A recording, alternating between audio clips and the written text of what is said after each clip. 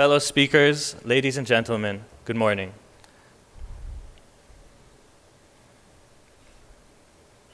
The shipping industry has endured seafarer shortages over several decades since the 1980s, when developed shipping economies experienced demographic changes. Their officers and crew were aging, birth rates were dwindling, and economies were growing. So a parent with 1 or 2 children did not encourage his or her child to pursue a career at sea, especially with diverse employment choices at home. This was the opportunity given to developing economies like the Philippines to build the infrastructure to attract, educate, and train young people for a life at sea. This opportunity to serve on the world's fleet was made possible by 2 developments. The first was the whitelist developed by the IMO and the MLC governance structure. The IMO certification and training governance and the ILO's Maritime Labor Convention frameworks created the global standards that allowed any young person from a member state to work as a seafarer in other flag states. Then there was the creation of the second registry that allowed seafarers from a whitelist country to work in other developed country registries. These developments created the governance structure that gave seafarers the opportunity to become truly global workers. This ability to draw from a global pool of talent does not exist in any other industry sector. So we can be proud that the shipping industry, with global insurances, global travel, global seamen's books, and globally accredited certificates, is a model that makes circular, non-immigration labor mobility work. So notwithstanding this developed global infrastructure, major shortages still exist within the industry. The labor shortage of officers, especially for specialized vessels, has been a major focus of many owners and manning companies like MAGSAYSAY that are investing in training and upgrading programs to bring junior officers up to assume senior positions. But guess what? Not only the shipping, but land-based employers around the world have been facing the most acute talent shortages since 2006 because of demographic changes that have led to aging populations.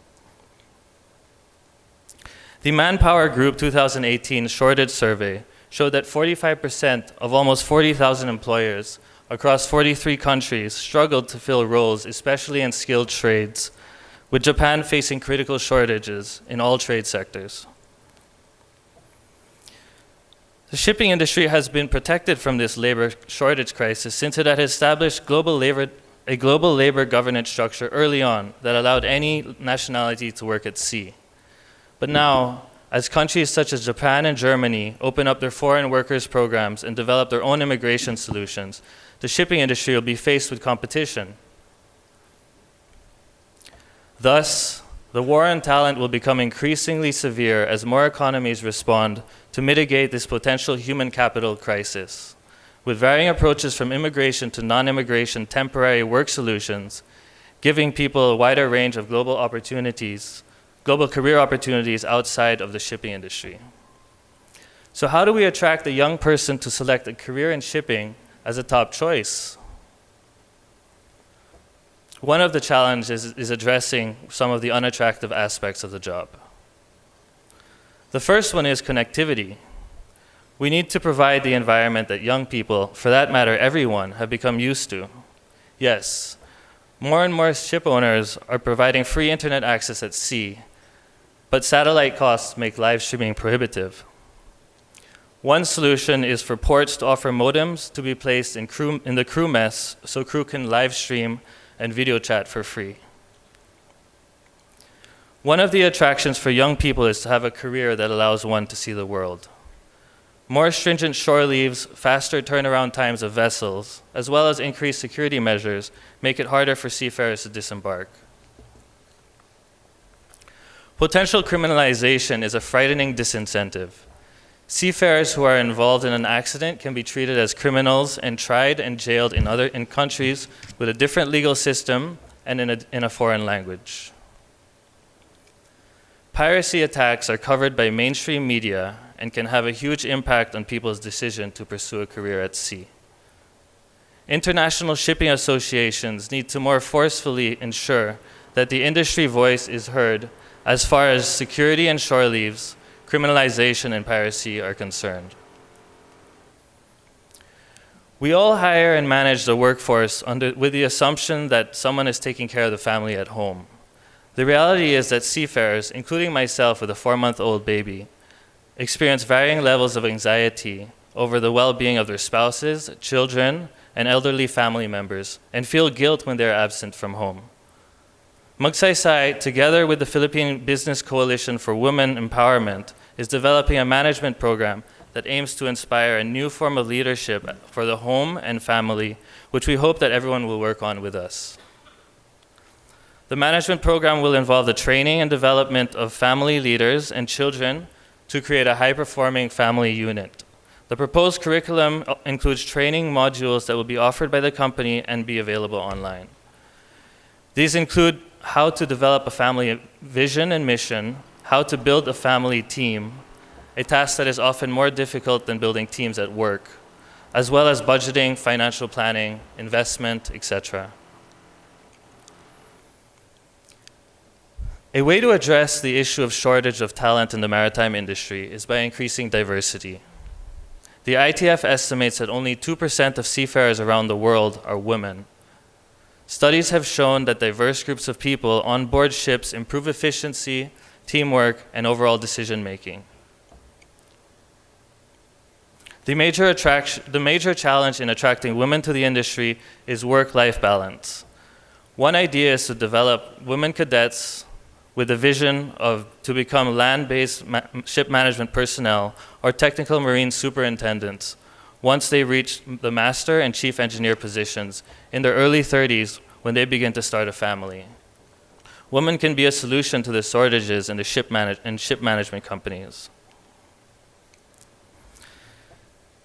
Since ships and equipment are quickly becoming digital, there is a need to handhold the crew with upgrading training programs so that they welcome the digitalized future, including initiatives being taken by ship owners to introduce green ship technologies. Rolls-Royce Marine successfully tested the world's first fully autonomous ferry in December of 2018 and will be delivering the world's first autonomous container ship by 2020. They say that all indications are pointing towards the actualization of autonomous shipping technology by 2030.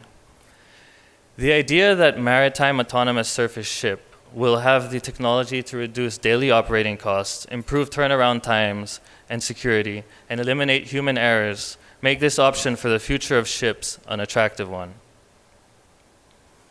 Although the transition will be gradual, will the automated ship eliminate the jobs of over 1.5 million seafarers and affect the futures of their families? How do we attract young people into maritime academies when they don't know what the future of work will be? One solution is to remove the fear of the unknown by painting a clear vision of the future. Ship owners, engine manufacturers, and research universities need to urgently gather to clearly paint and describe what the potential future of work will be in shipping. We often hear that seafaring will be converted into land-based jobs, with teams navigating ships through remote control command centers. Imagine that. If this is the future, what will maintenance crew look like and what do they need to know? The Maritime Safety Committee of the IMO is working to reorganize their curriculums to be centered around maritime information communications technology. But there is a lot of work that needs to be done in order for maritime academies to be ready. So rather than looking at automation as a threat, we should look at it as an opportunity. It will be the game changer that will attract the younger generations to shipping and will help us win the war on talent. That is why it is so important that we inspire the young with an exciting new future.